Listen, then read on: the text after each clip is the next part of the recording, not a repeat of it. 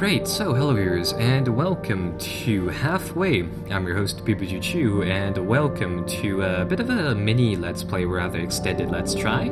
Anyhow, today we're checking out a Steam indie release, checking out a turn-based strategy slash RPG game. This is I'd say, story-driven, very heavily atmospheric game with definitely a wonderful soundtrack here.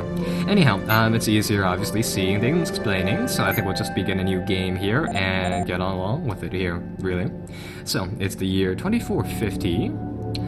The backstory of the game is that due to the invention of the FTL drive, humanity had finally succeeded in reaching the distant corners of the galaxy. Super corporations have replaced governments on Earth, leading to vigorous colonization and the creation of a global space agency. For a short period of time, it seemed as though nothing would stop humanity until the day spaceships stopped returning from hyperspace. They disappeared without a trace, and no debris or any other signs of their whereabouts. Despite the supporting evidence, everyone else assumed a malfunction inside the FTL's design. This is the story of the Goliath, the first colonial vessel of its kind, and the day it disappeared. So, I mean, as you can probably tell, this is a game about really just survival and exploring this ship here. So these FTL drives have malfunctioned, and I guess we are, unfortunately, the tiny band of crew that's still left on these ships, and I guess it's up to us to figure out what is going on here. So, starting off here, from the looks of it, I mean, the one thing that I really like about this game is just how it's stylized. I'm a sucker for these, like, modern pixel graphic games, and in general, this game here, Halfway, plays out in the sense that it's almost as if it plays out at, like, say, something like a mixture of, say, maybe Jagged Alliance with more so of a XCOM-inspired combat system. I'll show you guys that in a second here. For now, from the looks of it, we have a intercom to answer. So from the looks of it, Sergeant, the Goliath has been attacked.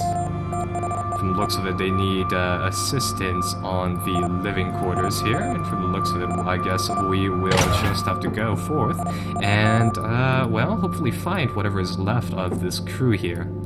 So, anyhow, I mean, the game's controls here are what you would expect. I'd say that this is more so of a story-driven game, more so than anything, and for a top-notch spaceship, it is, unfortunately, so meshy inside here. So, coming from there, first order of business is that we have to check out the inventory of the game. Looks like that is what the little tutorial messages want us to do here. So for this game, I mean, the inventory systems here are, I'd say, a tad on the simpler side, but I mean, they function nonetheless, and they do their purpose. So let's see what we found here, because these weapon loadouts are actually, from the looks of it, randomly selected out of a pool every time you start the game. We found a GSA Classic Carbine. This is some sort of slow-firing but reliable rifle. Last time I had some sort of assault rifle. This one can only carry 8 rounds, evidently. And as you can probably tell by now, the inventory system inside the game is, it's definitely a little bit on the simpler side. You have one weapon, you have one piece of armor, you can get shielding as well. Your guys' stats is broken down into health, agility, and aiming. And inside the pool of characters that you can find, you'll typically have, one active skill, one passive skill. So for example, Morton Lannis over here is, he has a steady shot, so guaranteed hit independent of distance, cover, and enemy, and also some sort of passive ability that gives them 10% hit chance when using medium-ranged weapons from the looks of it. Anyhow, from what I've noticed so far, from the looks of it at least, I'd say that the inventory system is more so gauged upon survival. For example, we'd have to manage, say, how many ammunition clips we bring along with us here and there. And of course, with that said, there will be quite a few of these moments where we try to scavenge things around on the ship here. Well, at least we've found a buddy here, so at least that is good. From the looks of it, we will just continue forwards in our goal of reaching these living quarters. So, I mean, I've played this game for a little bit so far, and the first time that this happened to me was this little flash here. I was under the impression that it was some sort of like Silent Hill type of thing, or maybe like the ship has a life force of its own, or something going on like that.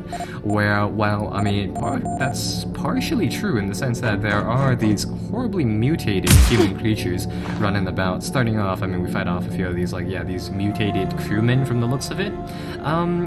Inside the early portion of the game, the one thing that I found extremely useful is just to punch away the enemies like that. For whatever reason, it seems to do like a ton of damage. And yeah, that's pretty much that. That's just a neat tip there. Right, so anyhow, we've gotten rid of the first guy over here. Let's keep going, and hopefully we'll try to figure out what is going on here.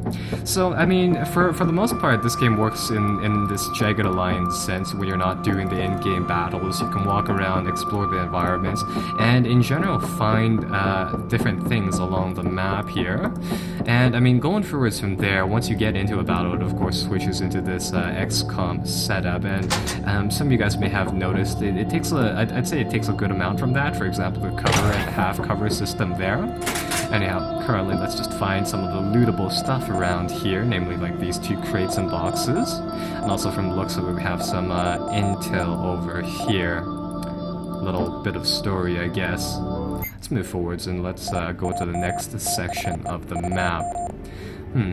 So from the looks of it, there is some sort of maintenance room up ahead for drones. We could probably, yeah, apparently our band of survivors here might use it for shelter and in general just cover, I guess. So that's that. Going forwards from there, let's see what else we can find inside these rooms.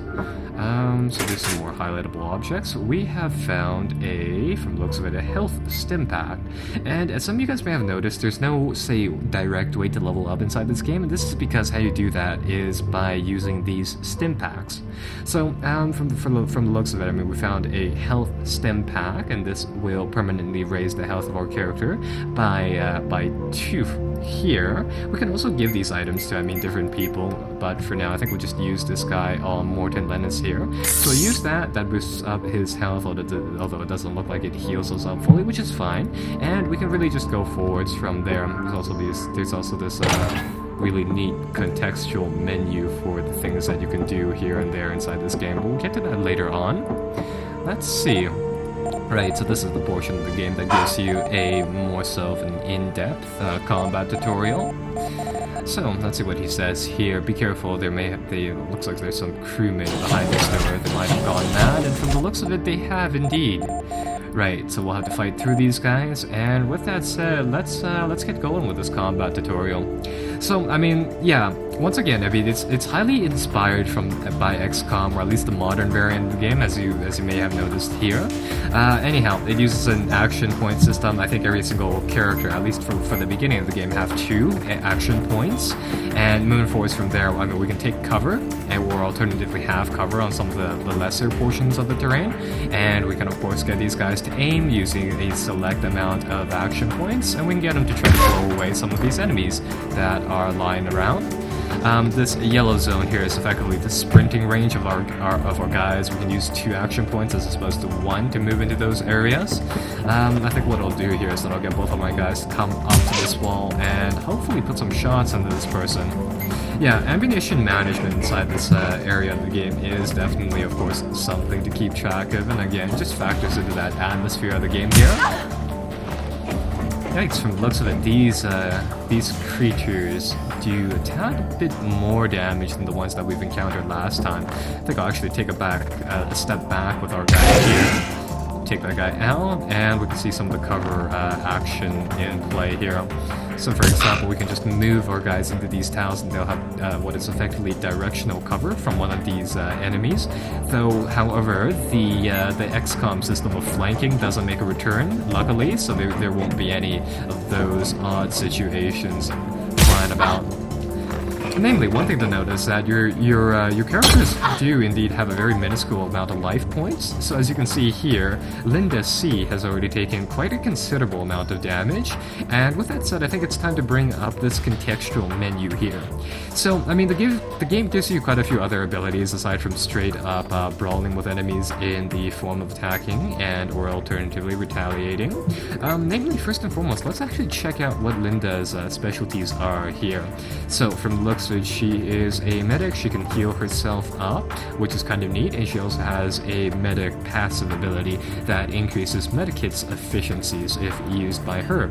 So that's definitely nice to know. And what we can do is we can get her to use her ability here. I was going to say spell for whatever reason, auto heal, and that should buff up her life points to some extent. There we go, fully restored, so that's good. And let's get her to blast away this guy. So there we go. And moving forwards from there, let's see whether or not we can clear out any of these guys. Currently, I don't seem to be able to see any of these people, or at least get a reliable shot off. Actually, this guy seems to be semi-out inside the open, so we'll hit him.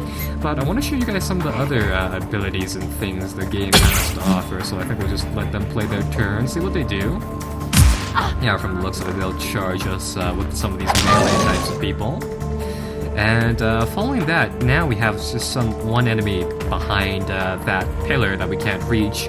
So instead of actually chasing that guy, what we can do here is that we can use the retaliate command to set up a few shots in the event that that guy wants to pop his head out and try to shoot one of our guys here. Now, inside the XCOM games, and again, that is probably the main thing that I'm going to compare this game to, you do have that Overwatch command, which will allow you to take pot shots at enemies running about on the map on their turn. Though inside this game, actually, we don't have any ammunition with Linda over here. Evidently, her rifle thing only carries 3 shots, so I think we'll pull her back. But as I was saying, inside this game, instead of, say, some sort of Overwatch command, the retaliation command only works if the enemy fires on you, not just does movements here. Right, so over here now we should be able to pick this guy off, and as you can see, I can add more action points to my commands to increase my shots to increase their potential to hit there. So anyhow, I think we'll take those guys out, and we'll just really move forwards from here. Right, so anyhow, what is this all about? Open the inventory, select an item with something like such to use. Some of these can be used directly, and of course, as we saw there, some of these can be used using this contextual menu here. So we finish off all of those enemies. Let's see whether or not we can find any other, say, objects on the map here, because I think there might be a few other areas that we haven't checked out here. Actually, from the looks of it, that is pretty much just it, right? So in that case, I think we'll just move forwards. Well, there's some side room over here that, unfortunately, it doesn't really lead to anything. Great deal of this game, comes down to the exploration bits. Once you find one of these, say, like lockers or something, they usually contain some fairly decent goods, and from the looks of it, we found a med kit and an assault suit Mark 1. So I guess the game wants us to learn a little bit about the armor system inside the game, so I guess we'll do that. Currently, Mordant he has the standard ship overalls, and he can switch that out for an assault suit MK1 here. So how the armor and all that works inside the game is that I believe they have, of course, shielding, which will give you another set of health points, and well, some armor will exclusively focus on that. Shields, just for intensive purposes, add a buffer to your hit points number, and these recharge over a period of a few turns, or alternatively it can add some armor which will just negate damage. Evidently this type of armor also adds aiming, so it'll make our guys slightly accurate as well. So I guess we'll equip this on to Mordant over here. He seems to be our primary shooter type of guy, and I think we'll just move forwards by finishing this level. Right, so that'll advance us to the intro to the mission hub areas, and I'll show you guys these. So yeah, that's pretty much that. Right, so inside these little home bases, we can talk to different members of our team, and of course we'll pick up more of these people as we go along.